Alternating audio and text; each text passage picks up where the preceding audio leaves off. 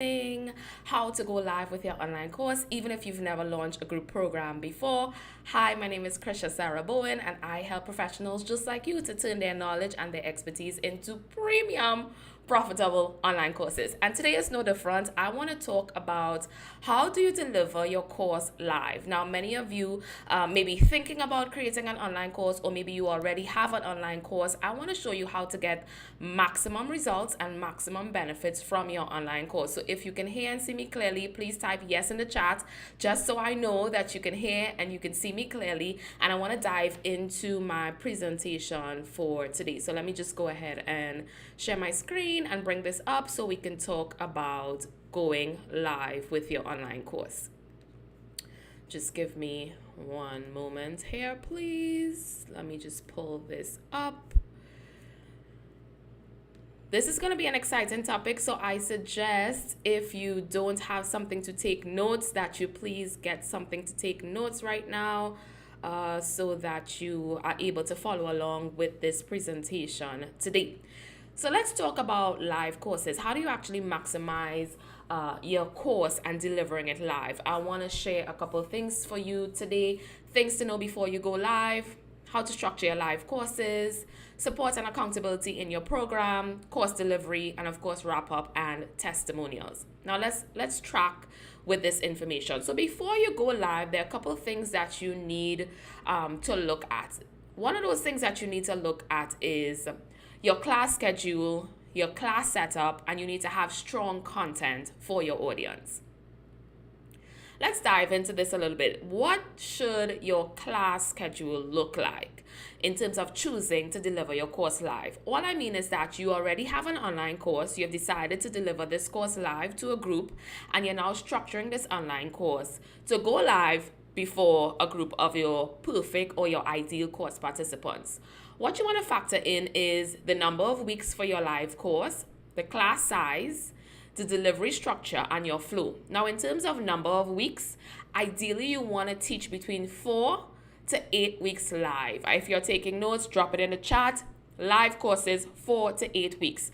Now, the maximum on the higher end is 12 weeks. But I must let you know that if you do decide to go 12 weeks, that you will have some drop off and you will experience some people getting disengaged in your course once you go to 12 weeks, which is the max of your live online course program. So you want to stick kind of between that 4 to 8 week range. That's the maximum and the sweet spot for the number of weeks that you can have your live course. Now, in terms of class size, your class size can vary based on how intricate your course element is. So if it is that your content requires a lot of Q&A, or if your content requires a lot of demonstrations, you want to keep your class size small, between 10, 15, at max 20 students, because every student brings in a different personality. And if you fill your live group program with high numbers of participants, you now lengthen the program, because it means that you have at any time max 20 people that will be asking questions requiring clarification based on how intricate your content is. Now, if you are just transferring information about a topic, then that becomes easier and you can have larger class sizes. But if you are specifically delivering a result within 4, 6, or 8 weeks, you want to make sure that you keep your class sizes as small as possible, because as I said, every person brings a different personality, and you don't want to be disruptive to your class. You also want to factor in that every individual has a different learning style. So the larger you make your class, you now create sometimes a lack of synergy, because personalities may not gel, learning styles may not gel, and you make it more difficult for you in terms of releasing your course when you have huge class sizes. So if it is something that's intricate, that requires a lot of dialogue, demonstration, Q&A, or you walking people through a specific process, keep your class sizes between 10, 15 at max. I will push it to 20 if you can manage 20 students at a time. Now, in terms of your delivery structure and your flow, I will get into that more specific as we continue. But step 1, you need to choose the number of weeks for your program. Step 2, you need to choose your class size. Step 3, you need to choose your delivery and your structure. These are the things you need to do before you launch your live course. Now, please don't wing it. You know, there are some people that wing their online course delivery. What I mean by winging it is that they just start a course, they tell people it's 8 weeks, and they teach every week something different without using an outline or without using a structure. Please don't wing it. Make sure you set up your live structure before you go live with your online course. Now, I want us to make sure that we take note of this. Set before serving. Before you serve a meal, you usually set the table. You make sure that you have all of the utensils. You make sure you have all the food laid out. So before you serve people your meal, you make sure that you set the table. Do this before you go live with your online course. And I'm going to give you some tips in terms of how you can set your table before going live with your next online course. All right, so we just covered step 1, which is things to know before you go live. Now we're going to look at how do you actually structure your live course? What should you do? So in terms of structuring your live course, most people use the platform Zoom. You could use Zoom or any other video type platform. Now I want to share some benefits of using Zoom, the way that you use Zoom, and how you're going to repurpose the content in terms of the replay. So Zoom is easy because most people are familiar with how to get access on Zoom. Now, there are many other video sharing type platforms that you can use. You can use the one of your choice, but Zoom is more industry recognized and people don't have a hard time troubleshooting Zoom. Most people are used to Zoom. So you can now set up your live class using Zoom. Now, one of the things when you're using Zoom with a live class, you want to make sure that you have some parameters when people are showing up live. I would suggest that you don't do a webinar from Zoom when you're doing a live online course. Why am I saying don't use a webinar style? Excuse me, guys. Don't use a webinar style Zoom. Because in the webinar style, you cannot see the course participants.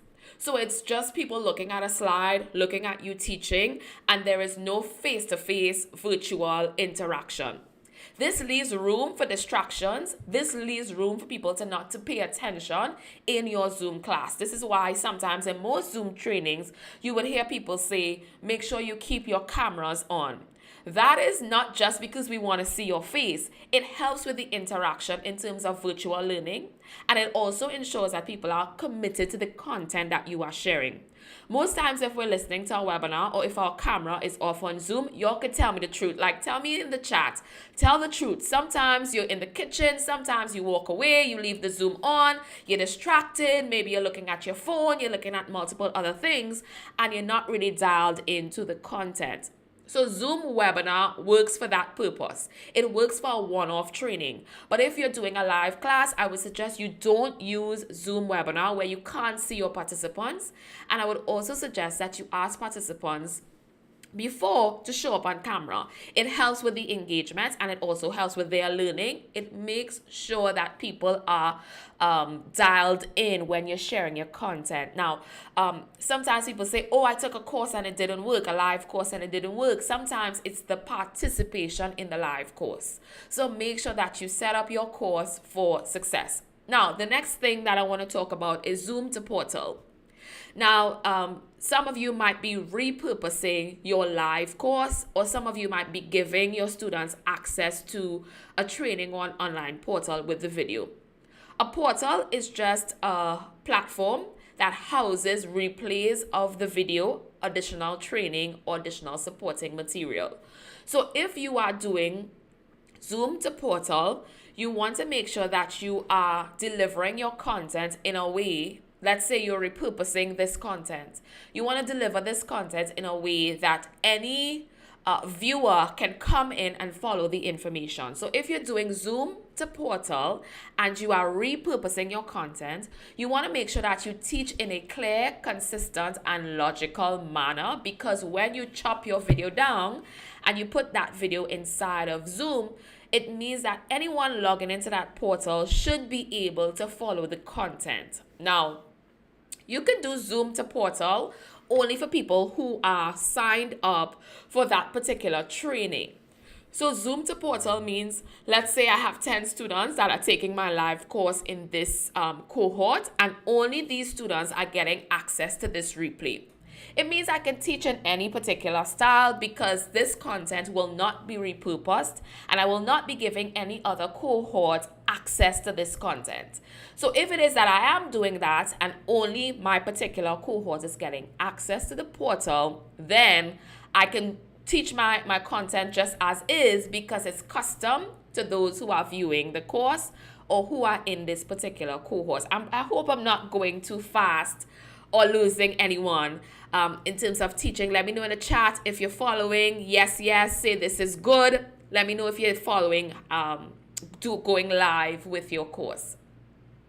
Now, Zoom to Facebook. Now, you can use your Zoom platform, your Zoom training, and you can now stream your Zoom training into a closed Facebook group that is only for the members of that particular course or that particular cohort. Now, you're not going to have viewers viewing the Zoom in the Facebook. The Facebook is for them to look at the replay. So if you are, the thing with Zoom, and they've become very strict now in terms of their storage. If you have a storage challenge and you're now going to give people access to the replays, to avoid people saying, oh, where's the replay? How can I access the replay? How long do I have the replay? You can actually stream your training into the Facebook group and give people access to the Facebook group so they can watch the replay. Now, the thing about streaming your Zoom into your Facebook, and I don't know, I'll probably do another training in terms of using Zoom for your online course. I think that might be beneficial. Anybody want to see that training? Say yes, Zoom training, if you want to see the training of how to maximize your Zoom for your live online course. Zoom to Facebook. What you want to do is you either want to pin or spotlight yourself as a speaker so that you don't get the gallery view of all the participants inside of the online course. So when the Zoom goes into Facebook, you will only see a talking head, which is your face to camera. Pin yourself or spotlight yourself and other speakers. Let's say you have guest speakers, so that your video preserves the teacher type view and not the gallery style view. So make sure that you pin yourself, put it on speaker view, so that you can now transmit or spotlight yourself. You can now transmit your view only, but you can see your students either to the top or the side of your screen and not have the broadcast showing all these small tiles inside of your Facebook group. Now, this means that this course is specific to this particular cohort, so you don't have to worry about style because only the people that have access to the group are the people that are registered for that course. So that's how you do Zoom to Facebook for your live course. Now, with Zoom to Facebook, make sure you tell people join the live so they know to come on Zoom for the class and not just hang out on Facebook, right? The Facebook purpose is to repurpose or to get the replay. The Zoom is the actual training. So make sure beforehand that you set up your emails, you set up your automated posts in your Facebook group, and that is also another training that I do.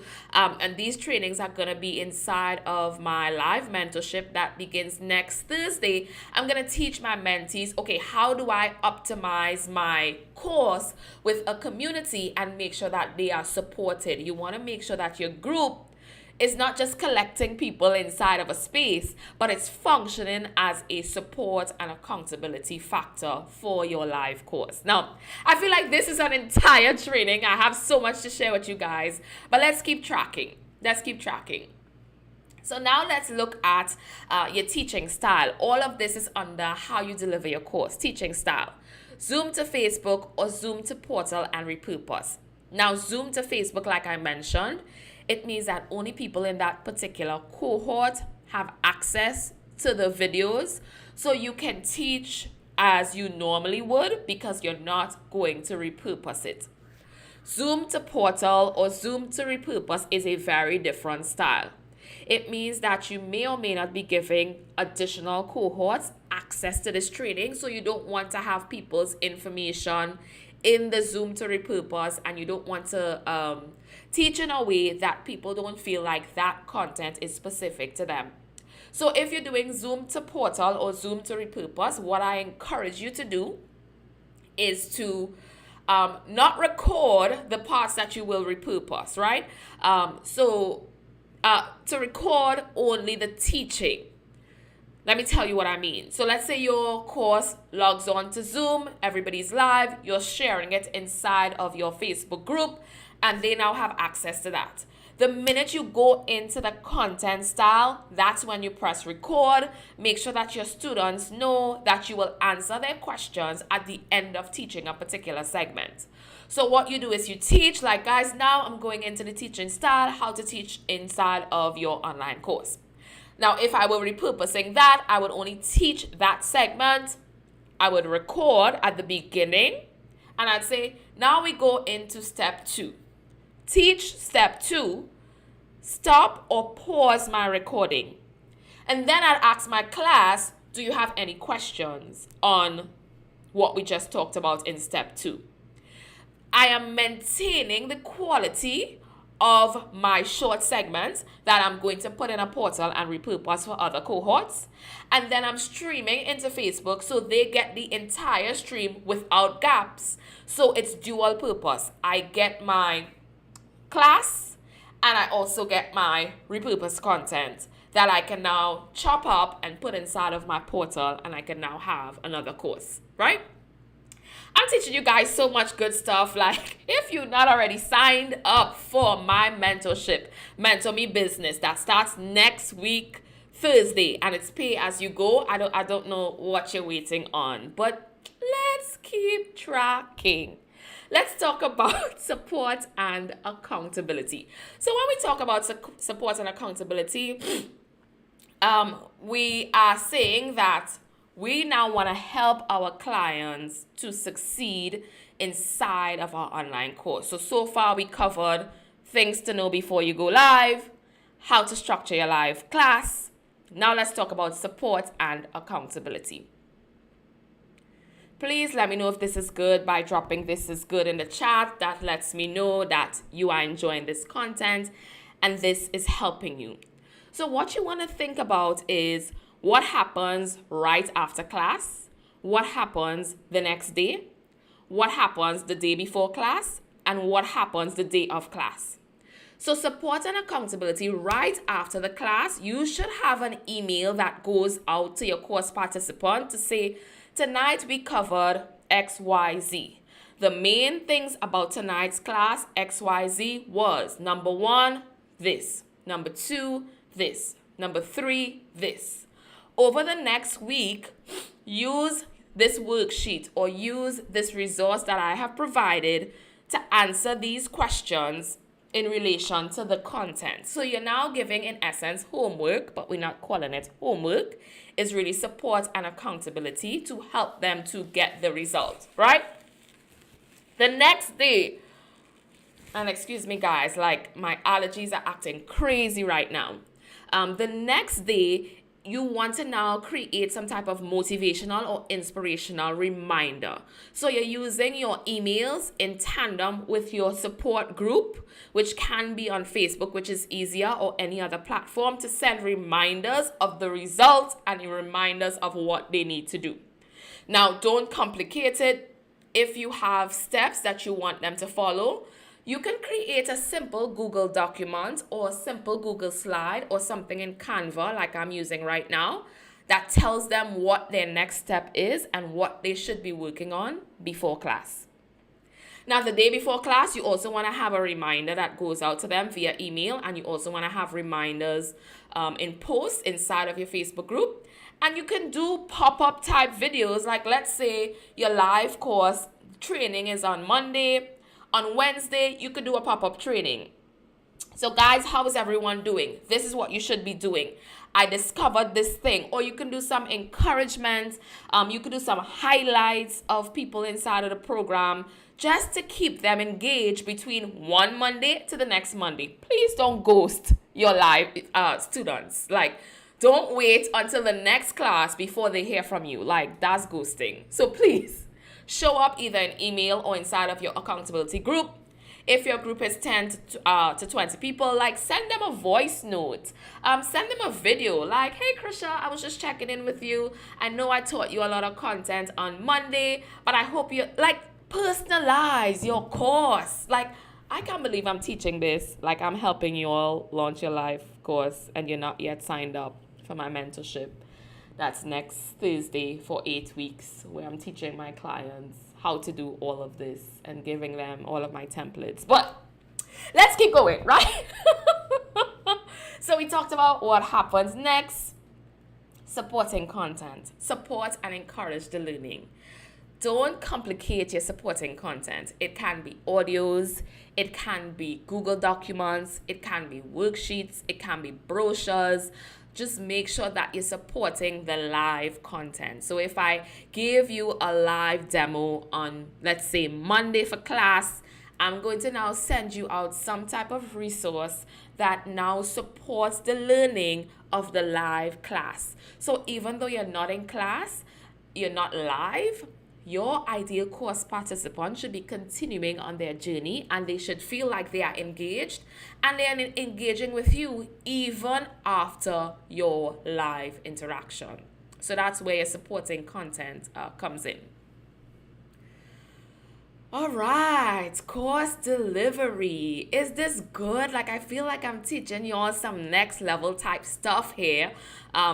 Please let me know in the chat if this is helping you. So far we've covered step 1, things to know before you go live. We've covered step 2, how to structure your live courses and your live class. We've covered step 3, support and accountability for your live class. Now let's talk about the course delivery. Now, like, how do I deliver this course? I'm live, it's Monday, what do I do? So you start with Q&A. If it is that it's your first week, you want to start with expectations. So what are you most excited about for this course? What do you want to learn the most? Do you have any questions? Are you excited, right? Now, by week 2, you now have Q&A because you've taught week 1 and you've given them content to work on. So ideally from week 2, you should start with question and answer. So as soon as your class begins, hey everyone, I just want to make sure everyone is good with the content. Do we have any questions from last week? You open that up. Or do we have any questions about going live with your online course? You could ask a specific thing. Q&A is unsuccessful when you don't guide it, because people have questions but they don't know what the question really is. So if you don't guide the question and you say any questions, you're gonna get this. Crickets. Nobody's gonna have a question because they have a question but they don't know what the question is or how to articulate it. So you want to be specific. Do you have any questions surrounding this? What was your biggest challenge last week with completing this? What was your aha moment while filling out this? So now you prompt the conversation, you prompt the dialogue, and once one person asks a question, let me give you this hack. Once one person asks a question, questions gonna keep coming like a river, right? So A, Q&A. B, you teach the content. What's the content for that particular week? You teach. C, please use an example or an illustration or storytelling. Don't just teach your content. I know that you're an expert. I know that you want to teach all of this content. Not everyone grasps the material the same way. So you want to give an example or an illustration. If you looked at my training last week, I was giving an example of when I went to buy my Toyota Corolla, the car I drive. The sales rep said to me, okay, you can buy the basic, you can buy the upgrade, or you can buy the fully loaded. And remember, I was telling you that your content represents the basic, that your solution represents an upgrade, and the highest level of your solution represents fully loaded. Now, that was an illustration, an example, or a story to solidify my B, which was content. So anytime you're teaching your course live, please make sure that you teach your content, but also find storytelling, examples, illustrations, analogies, parallels to make it easy for your kinesthetic learners, which are your people that need storytelling or motions or illustration to be able to grasp a concept. Everyone does not have the same learning style. So you need to ensure that in your course, you capture every learning style. Also, something I'm going to be teaching in sort of my mentorship that begins next week, right? And did I say it's pay as you go? I think I did. Anyway, now, D, Q&A. So you taught content. A is Q&A from the week before. D is Q&A from what you just taught. The next week, your A is Q&A from what assignments they had to do during that week. So it's 2 Q&A segments, but they are very different. Listen, like I am giving you all this game and going live with your online course. Like the internet is empowered because I'm alive. All right, let's keep going. All right, so I just want to repeat. Step 1, you get your content. If you don't have an online course or you're struggling with your online course content, that's where I come in. Shoot me a DM, shoot me a message. Let's get on a call, see if it's a good fit. Let's help you create your perfect course outline. Simple as that. Content, think about your example and your storytelling. So while you're preparing for your live course, these are the things that I want you to do. Create your content in the form of your slides. Get your examples and your storytelling. Get your resource. What are you going to give people after you teach? Is it an ebook? Is it a worksheet? Is it a check sheet? Is it just some notes? Like you can give them your notes that you taught. You can give them any type of supporting articles to read that will help solidify the learning. You can do all of that, but you should give a resource after you teach your live class, right? For Q&A, make sure you're guiding the Q&A. People sometimes don't know what questions they have, so be very specific about what question do you have surrounding this. What was your biggest challenge with completing this based on the assignments that you have assigned? And then step number 5, of course, is the assignment, things that you gave them to do based on your online course outline. We're almost done. It's almost a wrap. If you guys have questions, please drop it in the chat. If you don't have a strong course outline, which is an outline that is designed with modules 1 to 8, please reach out. I can help you get that done. Of course, there's a cost, but I can help you get that done if you're someone that's struggling with moving your content from your head to paper. Let's get it done. All right, so in this short training, my gosh, we've covered step 1, things to know before you go live with your next online course. We've covered step 2, how to structure your live course.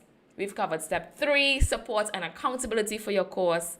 We've covered step 4, course delivery. And now, finally, let's talk about wrap up and testimonials. How do I close off my course after 4 weeks, 6 weeks, or 8 weeks, right? Remember I said don't go to 12. If you go to 12, make sure you have a strong structure, but anticipate drop off because at 12 weeks, people are going to start, things are going to come up. They're going to start getting disengaged. So you want to stick between 4 to 8 weeks. How do I wrap up my course, Krisha? All right, I'm going to tell you. Make sure you get the testimonials, right? So some people are shy. They don't like videos. So you want to have 3 options. Written testimonial. So they can write about their experience with you and your course, and you can have it anonymous, or I would prefer you not have it anonymous so people don't think that you made up these testimonials. But let's say I gave a testimonial, Krisha Bowen, it could probably just be C. Bowen. And I could just say what was my experience with the course, right? You could have screenshots. So inside of your community, throughout the course, make sure you let people know, though, that you will use their screenshot or ask them for a testimonial of the results that they've posted. But you could screenshot the results people post, block out their names, right? Block out their image, and you can post, hey, I did this. I crossed this milestone. I ate healthy 5 days today. Whatever the result is social proof for your next cohort. So you can use screenshots or you can have the written testimonial. The next thing you can ask for is for people to do a video testimonial. Make sure you tell them to hold their video at landscape, because if they do portrait, the video is going to have those black lines at the end. So you just tell them, hold your video, your phone, landscape, talk about your experience with the course. Where were you when you started? Where are you now? What did you learn? What was your transformation? Or you could do an exit interview style or interview style testimonial where you bring them onto Zoom, like you set up times with your students and you interview them. So you can now prompt, like I love interview style because you see my personality is like big. So I would be like, oh, so Krisha, what was your experience in this course? I remember in week 1, you were struggling with XYZ. Tell me, how did you overcome that obstacle? So now I can use that interview style video or that exit style interview as testimonials to promote my next cohort or to just show that I have my current live course going on. Was this beneficial to you? Now, if you say, Krisha, I need more of this, like this in just, I don't know how many minutes, maybe 15 to 20 minutes, has been so informative and you want to rock with me for 8 weeks, to tighten up your messaging, create your offer, learn your pricing, learn how to launch, learn how to do live courses, pre-recorded, get 8 streams of income, please DM me. Now, I know you're probably like, why do I need to DM? Why can't I click a link? Because we need to have a conversation so I can see if you are a best fit for Mentor Me Business, where I'm going to actually mentor a group of 10 people to make sure that they have a solid business plan for the next quarter. We start next Thursday, and if you are someone that's watching this training and you're saying, oh, this looks so amazing, I learned so much in just 30 minutes with Krisha. Listen, I thought I was talking for 15 minutes. I was long-ended today. You get to spend an average of 2 hours per week with me.